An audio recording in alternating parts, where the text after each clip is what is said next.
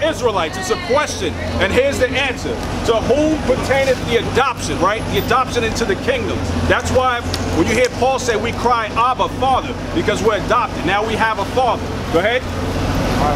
Who are Israelites? To whom pertaineth the adoption? The adoption of the Christ into the family of the Most High. Go ahead. And the glory. And the glory of the coming kingdom. The Father. Go ahead.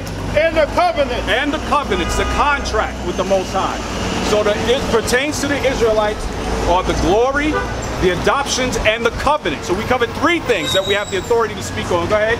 And the giving of the law. And the giving of the law. So we have the authority to give you the law because we have the glory and the promise and the contract and the giving of the law. Right. Right. All right. Good. And the service of the Most High. And the service of the Most High. So by doing these things, we are servicing the Most High. So the Israelites have the authority to speak on the service, on the laws, on the contracts, and the giving, and the glory of the Most High. Go ahead. And the promises. And the promises of the coming kingdom. The promises of everything that Christ said to be fulfilled, we have the authority to speak on it. Go ahead. Verse 5. Whose are the fathers? Whose are the fathers? Who are the fathers? Read. And of whom as concerning the flesh. And of whom concerning the flesh, relating to the person. Go ahead. Christ came. So who concerning the flesh Christ came, meaning lineage concerning the flesh came for the Israelites. Go ahead. Who is over all? Who is over all? You got a question, Doc? Huh? You got a question? Oh yeah, I'm going to ask you about the fringes. The fringes? Yeah, where did the fringes originate from? The fringes originate? You got that? The verse? Numbers 1 and 18th water. So the fringes, right? I know it's to separate the people, right? The commandments is also, right. And the commandments. It's a reminder of the commandments. Go ahead. So who else wear fringes? Who else wears fringes besides the Israelites? Yeah. You mean besides Israelites? You're talking about the Native Americans. They're Israelites. Stop. Well, go ahead. Thank you. That's all I wanted to know. So what? Listen. All right. That's all I wanted to know, brother. That's all I wanted to know. All right, go ahead. All right, we're good. Or read it anyway. Numbers chapter 15, verse 30. Since he asked a question. But the soul that doeth aught presumptuously. 38. Go ahead. We're in the book of Numbers chapter 15, verse 38. Speak unto the children of Israel. Right. And bid them that they make the fringes in the borders of their garments. So, all right, hold on. So bid them that they make fringes in the borders of their garments. Go ahead. Throughout their generation. Throughout their generation. So this is an ongoing thing. This is not just back then. This is a perpetual covenant. You hear the word perpetual, it means ongoing and continuous. So this is a perpetual thing for the Israelites to wear fringes. Go ahead. And that they put upon the fringe of the borders. Go ahead. Fringe of the borders, a ribbon of blue. So a ribbon of blue is around our fringes. This is following the commandments of the Most High. Bid them to wear fringes. We're set apart. Because what happened, we broke the commandments. So now we had a physical reminder that we are to keep the commandments. That same physical reminder that he has on, I can now check him. Are you following the commandments? Are you doing what you're supposed to? He can check me because he sees and knows I follow the Most High. So I'm doing it, he's doing it, I got an eye on him. That also makes us special, separate, right? Special because the Most High said so. Separate is holy in the Bible. So we stand out from everybody else, right? So go ahead, is there more to that? Yes, more. Go ahead. Numbers chapter 15, verse 39. Go ahead. And it shall be unto you for a fringe. That ye may look upon it. So that you may look upon it. Go ahead. And remember all the commandments. So it's a reminder to you to look upon it and remember the commandments. Go ahead. Of the Most High. Of the Most High. So this is what this is. It's a reminder. It's a distinction. It sets you apart. It's a reminder to follow the commandments. Now here's the thing. Not saying you should do it, but you should be able to check and know the spirit of the person. If they're wearing fringes, there should be a certain behavior. You should be following what's going on in the scripture. If that person is wilding out fringes or not, you're not following the scripture. Because there's descriptions, meekness, and teaching is what we're supposed to do. Ye who are more spiritual, teach those that don't know. I'm paraphrasing. So if I'm more spiritual, I should not be coming down to your level. I should be above you at all times. Right? Go ahead. What do you got, Al? That was it? Okay. So now let's go to the next. You got any questions? You need flyers? Ladies? No? Okay. So now let's go into definitions. Everybody talks about they love God or whatever. So what does love mean according to the word? You got that? You want Exodus? Love.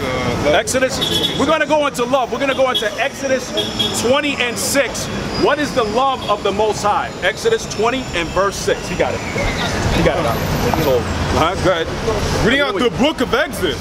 The book of Exodus. Go ahead. Chapter 20 and verse 6. Go ahead. And shewing mercy unto thousands of them that love me. So notice the Most High is showing mercy unto thousands of them that love me.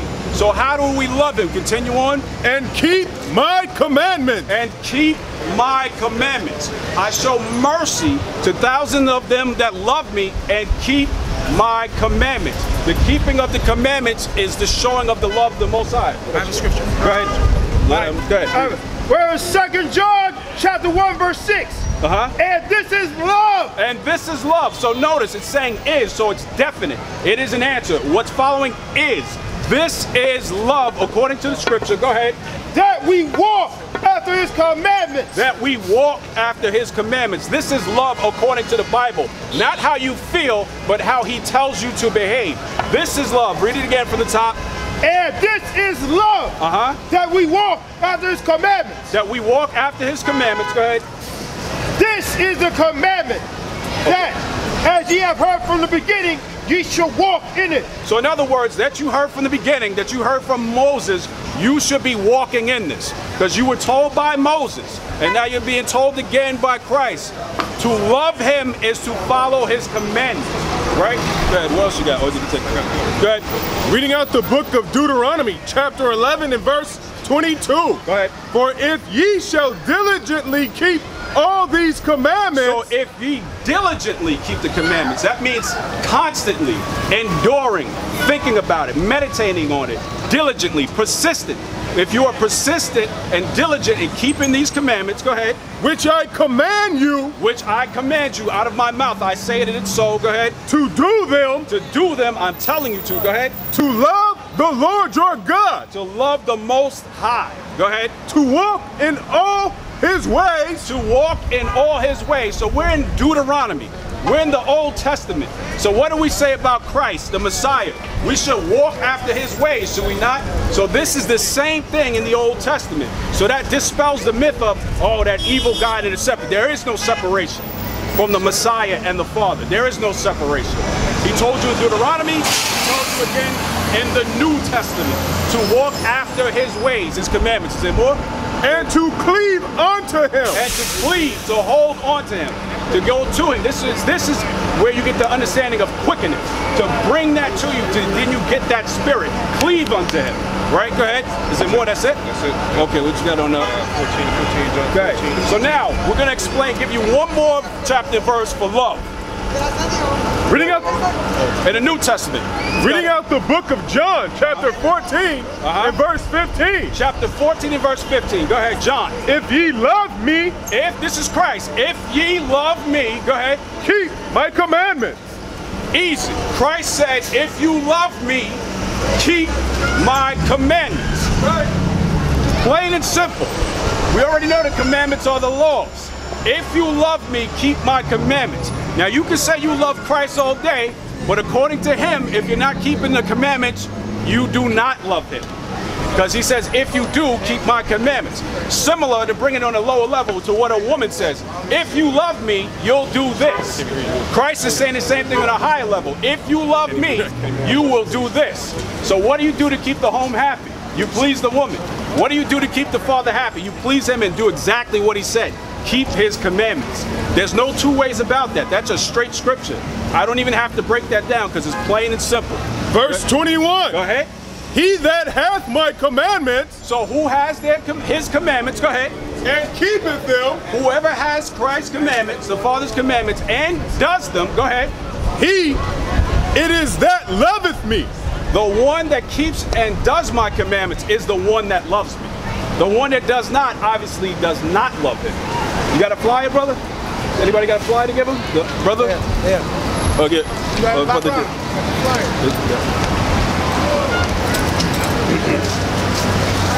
All right. So yeah. So anyone, yeah, no problem. So anyone that keeps and does his commandments, It is they who love him. Those people love him. Is there any more? He that loveth me, shall be loved of my Father. So not only if you keep the commandments are you showing love for Christ, but the Father shows his love unto you. Because what are you doing? You're doing what Christ said, who does what the Father said, so you are showing love to both. Go ahead. And I will love him. And he will love you if you keep his commandments. Go ahead. And will manifest myself to him. So the spirit that you're looking for, the answers that you're looking for, when you keep the commandments and prove you love him and the Father, he will then manifest himself to you. Then the scriptures will make sense. Then there will be clarity. But you have to show forth that you love him by doing the commandments. And by doing that, you honor him and the Father. And the love manifests itself to you. Go ahead. Reading out the book of John, chapter 15, and verse 10. Go ahead. If ye keep my commandments. Again, if ye keep my commandments, go ahead. Ye shall abide in my love. You will abide in my love. Then you will be within it. You will be surrounded by it. It'll be on your mind. It'll be in your body. You will abide in his love. You will live it if you follow laws, statutes, and commandments. Go ahead. Even as I have kept my Father's commandments. Even as I have kept my Father's commandments. So if we model ourselves after Christ, the Messiah, the Yashiyah, and he kept the commandments, should we not keep the commandments if we're going to follow Christ? Go ahead. And abide in his love. And again, you abide in his love when you do these things. Good. All right, so let's go to, what we go, righteousness? Go to sin. Sin. So let's go to sin now, right? This is a big thing in the church. Sin. How many of you know what sin is? Brother, you know what sin is? Do you know what sin is? Do you know what sin is? Do you know what sin is? A lot of you don't know what sin is, so I'm going to give you the meaning of what sin is, not according to how you feel, but according to the word of the Most High. Go ahead. Reading out the book of John, chapter 3 and verse 4. John chapter 3 and verse 4. Go ahead. Nicodemus saith unto him, how can a man be born when he is old? No, not that. First John. First John. First John. Okay, First John 3 and 4. So we're going to define to you what sin is, since a lot of you don't know. You know what sin is? No? Do you know what sin is? No. All right, let's explain it. First John 3 and 4. We're going to give you the biblical definition of sin, because that is the only source you can get the definition of sin.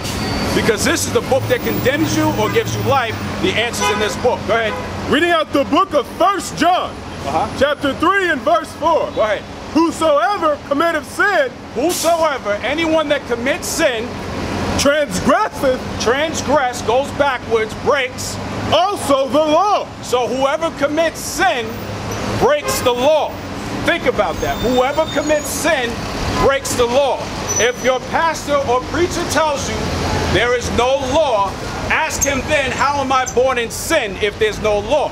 Because sin is transgression of the law according to your pastor that doesn't exist. So that makes no sense. So in order to commit sin or to be born in sin, a law has to be broken. A law has to be in place for there even to be sin. This is why Paul said when there was no law, he didn't know he sinned. You're not sinning until we introduce to you to what the correct behavior is. Right. So now we're introducing to you the definition of sin. Sin is the transgression of the law, the breaking of the law of God. So if you're not breaking the law of God, there's no sin. But when you know this, you will understand when you're sinning. So we got sin. What else we got? For sin is the transgression of the law. Right. Sin is the transgression of the breaking or the backpedaling from the law. Also, not acknowledging the law is part of that problem. That's what sin is. We know morally what sin is, but it's deeper than that, because there's laws that are to be broken in order to understand what sin is. Go ahead.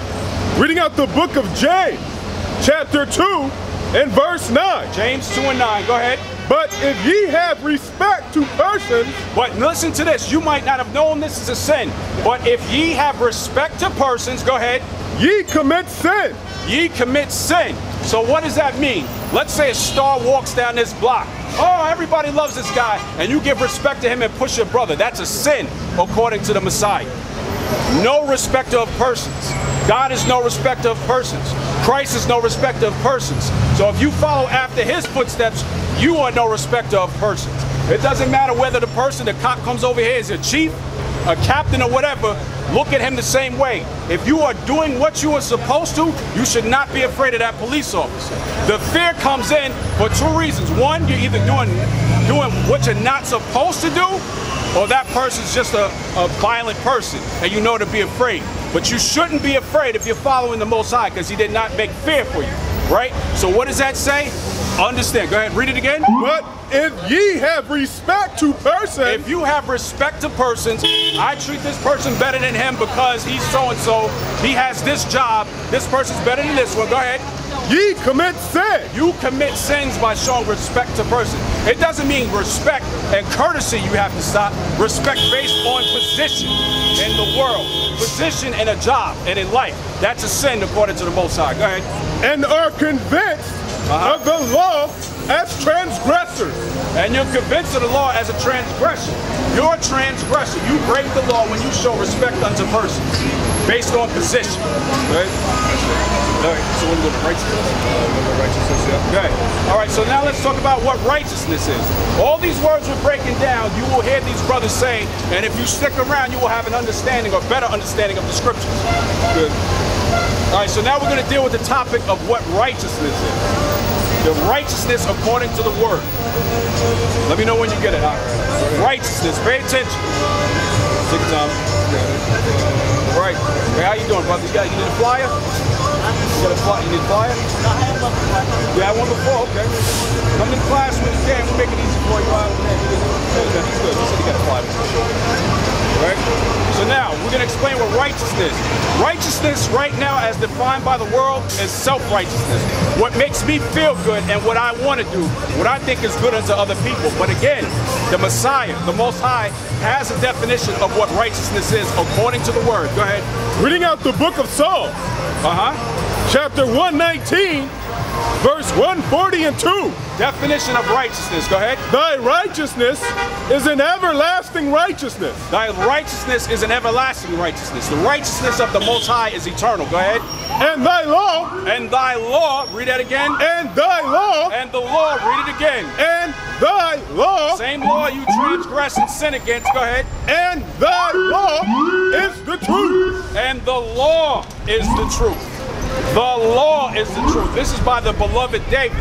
Thy righteousness is truth. Thy law is the truth. So righteousness is the law. The truth of the law. That's what righteousness is. Love is showing and doing the commandments, right? Sin is transgressing the law.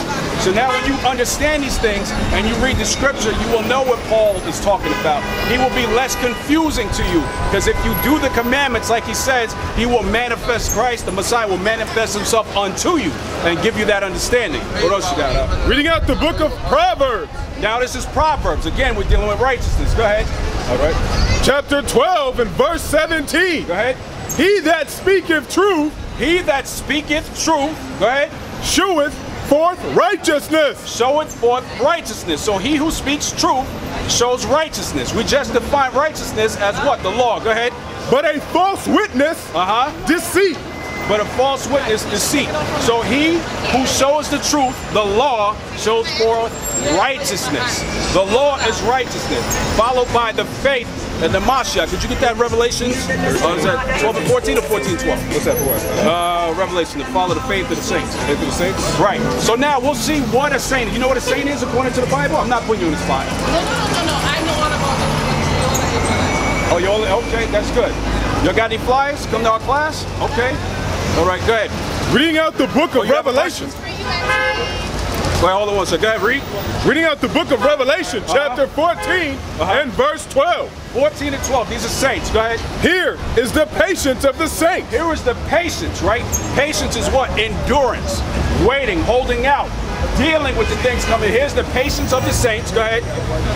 Here are they that keep the commandments. Here are they that keep the commandments. This is the New Testament. This is not the Old Testament, so there is no excuse. Read it again. Reading out the book of Revelation, chapter 14 and verse 12. Revelations 14 and 12, the last book. Hold on. Here is the patience of the saints. Here is the patience of the saints. Here are they that keep the commandments Here are of they God. that keep the commandments of God. Go on. And the faith of Jesus. And the face of the Mashiach, Christ. Okay, what's the problem, huh? Right.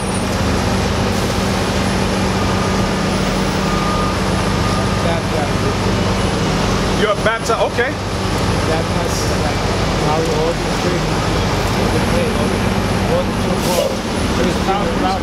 Yeah, you speak louder. Because remember, we're trying to edify everybody. You can't edify everybody. If you're saying it's true to a point, but our ancestry line, there's no such thing as other than the first 5 books of Moses. So there's nothing other than the first 5 books. What is the New Testament based on? Let me finish. Go ahead. Let me finish. Go ahead. Our ancestors were brought to slavery. Right. They had no knowledge of Christianity. Right. So, Christianity was brought to our ancestors by beating into them and they're forcing it. So now, if you read anything other than the first 5 books of the Bible, with Masonic law. The first 5 books were Masonic law? Masonic law. If you go to court, one of the first 5 books they bang you with. Genesis, Exodus, Leviticus, Number, Deuteronomy. Brother, you talking Messianic or Messianic, like follows Moses law. Okay, that's different. Mosaic. Mosaic law. Mason, it's a whole other thing. Huh? Mosaic and Mason law. If you take time and look at it in the courtroom today. Mason is yeah. I'm not a Mason. Okay. But about those certain times I walk out that courtroom. As an Israelite, we're a sovereign nation of people. So what you saying? Hold on. Go ahead. Break it down. We're a sovereign nation of people. We have 2 flags under this regime. Under this regime? Whose regime are we under? 12 be under the regime of our Creator. What flag is it? You got 2 flags in this country. Okay, go ahead. You got red, white, and blue. You got gold, red, white. Red, white, and blue has nothing to do with us. Go ahead.